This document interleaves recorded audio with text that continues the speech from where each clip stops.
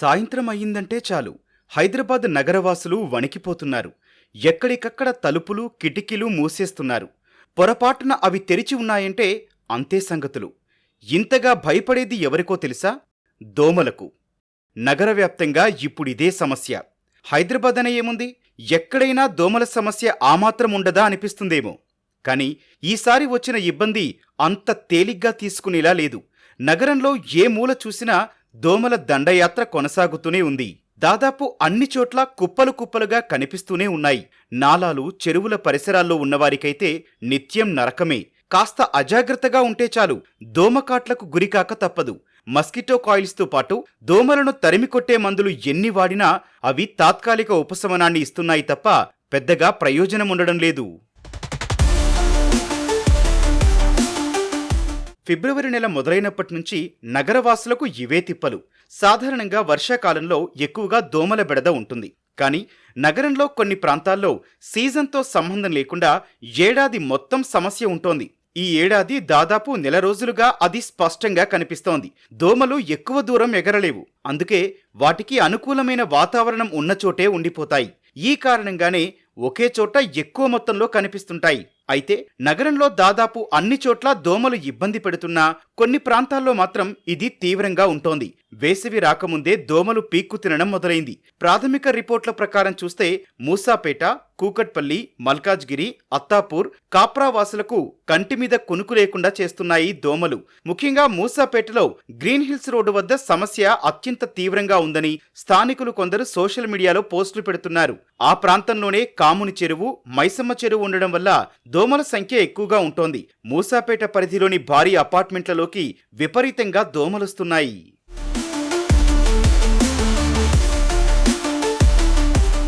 దాదాపు 2 ఏళ్ల రిపోర్టుల ఆధారంగా చూస్తే కుంటలు, కాలువలు, చెరువులు ఉన్న ప్రాంతాల్లోనే ఈ సమస్య ఎక్కువగా ఉంటోంది. మణికొండ వాసులకు ఈ అవస్థలు తప్పడం లేదు.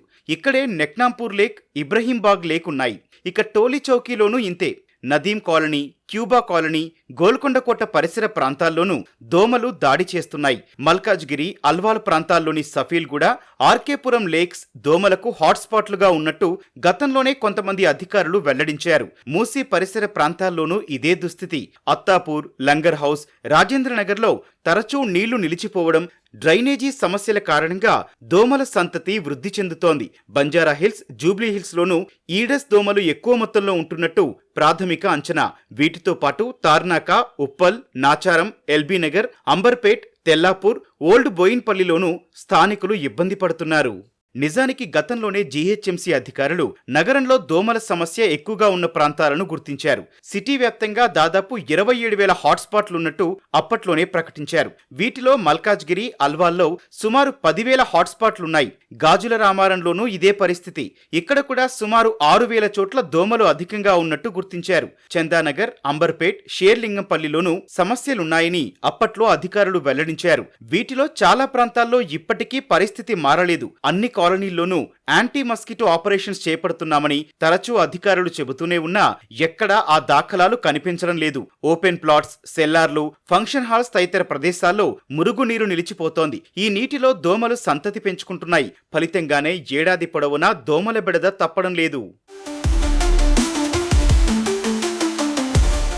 అసలు ఈ ఏడాది ఈ స్థాయిలో సమస్య ఎందుకొచ్చింది? నగరవాసులు ఎందుకింత ఇబ్బంది పడుతున్నారు? ఈ ప్రశ్నలకు మొట్టమొదట వినిపించే సమాధానం చెరువుల నిర్వహణ సరిగ్గా లేకపోవడం. సాధారణంగా చెరువుల మెయింటెనెన్స్కు సంబంధించి కొందరికి కాంట్రాక్ట్కి ఇస్తుంటారు. గతేడాది అక్టోబర్తోనే చాలా వరకు ఈ ఒప్పందాల గడువు పూర్తయింది. ఆ తర్వాత రెన్యువల్ చేసే ప్రక్రియను కొనసాగించాల్సి ఉంది. కానీ ఇప్పటికీ ఇది జరగడం లేదన్న విమర్శలు వినిపిస్తున్నాయి. ఈ కారణంగానే చెరువుల్లో ఎక్కువ మొత్తంలో చెత్తతో పాటు గుర్రపు డెక్క పేరుకుపోతోంది. ఇదే దోమల సంతతి పెరగడానికి అనుకూల వాతావరణంగా మారుతోంది. దుర్గం చెరువు ఇందుకు ఉదాహరణ. ఇటీవల కొందరు నెటిజన్లు దుర్గం చెరువు నిర్వహణ దారుణంగా ఉందంటూ పోస్టులు పెట్టడం వల్ల హైడ్రా కమిషనర్ రంగనాథ్ స్పందించి చెరువును బాగు చేస్తామని ప్రకటించారు. ఇలా సరైన నిర్వహణ లేక దోమలకు కేంద్రాలుగా మారుతున్న ప్రాంతాలు ఎన్నో ఉన్నాయి. చెరువుల్లోని గుర్రపు డెక్క తొలగించడంతో పాటు పరిసర ప్రాంతాల్లో ఎక్కడా చెత్తా చెదారం చేరకుండా చూసేందుకు ఏటా జీహెచ్ఎంసీ కోట్ల రూపాయల నిధులు కేటాయిస్తోంది. కాస్త అటు ఇటుగా ఇది 30 కోట్ల వరకు ఉంటుందని ఓ అంచనా. అయితే కొన్నిసార్లు ఈ నిధుల్లో సగం మాత్రమే ఖర్చు చేస్తున్నారన్న ఆరోపణలున్నాయి. అంతేకాదు కాంట్రాక్టులు సరైన సమయంలో రెన్యువల్ చేయకపోవడము సవాల్గా మారుతోంది. నిజానికి అక్టోబర్ నుంచే చెరువులను శుభ్రం చేసే పనులు మొదలు కావాలి. ఆ సమయంలో వర్షాలు కురుస్తాయి. ఎక్కువగా గుర్రపు డెక్క పెరగడానికి ఇదే అనువైన సీజన్. అక్టోబర్ నుంచి మొదలుకొని క్రమంగా వీటిని తొలగిస్తూ పోతే తరువాతి నెలల్లో దోమల బెడద నుంచి తప్పించుకునే అవకాశం ఉంటుంది. గతేడాది అక్టోబర్లోనే చాలా వరకు కాంట్రాక్టు పూర్తి కావడం వల్ల చెరువులను శుభ్రం చేసే పనులు ఆగిపోయాయి. ఈ కారణంగానే ఫిబ్రవరి మొదటి వారం నుంచే దోమల దాడి ప్రారంభమైంది. ఇక దోమల సంఖ్య పెరగడానికి మరో కారణం ఫాగింగ్ సరిగ్గా చేయకపోవడం. సాధారణంగా దోమల సంతతి ఎక్కువగా ఉన్న చోట వారానికోసారి ఫాగింగ్ చేయాలన్నది జీహెచ్ఎంసీ పెట్టిన నిబంధన. కానీ కొన్ని చోట్ల అనుకున్న విధంగా ఫాగింగ్ చేయడం లేదన్నది స్థానికుల ఆరోపణ. వర్షాకాలంలో దోమల ద్వారా వ్యాప్తి చెందే డెంగీ, మలేరియా లాంటి వ్యాధులను అరికట్టేందుకు ప్రత్యేకంగా 10 రోజుల డ్రైవ్ నిర్వహించాల్సి ఉంటుంది. ఎంటమాలజీ వర్కర్స్ ఆధ్వర్యంలో ఇదంతా జరుగుతుంది. అంతేకాదు ఈ ఎంటమాలజీ డిపార్ట్మెంట్ నేతృత్వంలోనే ఆయా ప్రాంతాల్లో యాంటీ లార్వల్ ఆపరేషన్స్ ఏఎల్ఓ కూడా జరగాల్సి ఉంటుంది.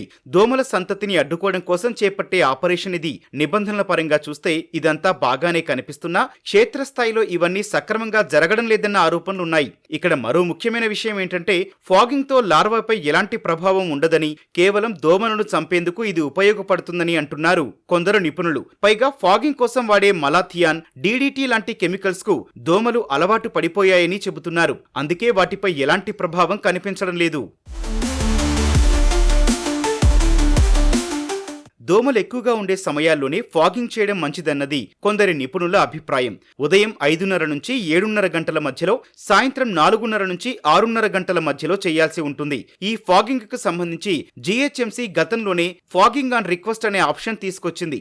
మై జీహెచ్ఎంసీ యాప్ లో రిక్వెస్ట్ పెట్టుకుంటే ఫాగింగ్ చేసే విధంగా వెసులుబాటు కల్పించింది. అయితే కొన్నిసార్లు ఈ యాప్ ద్వారా రిక్వెస్ట్ పెట్టుకున్నా పెద్దగా స్పందించడం లేదని కొందరు అసహనం వ్యక్తం చేస్తున్నారు. ఇక సిటీ వాతావరణం కూడా ఓ రకంగా దోమలు పెరగడానికి కారణమవుతోంది.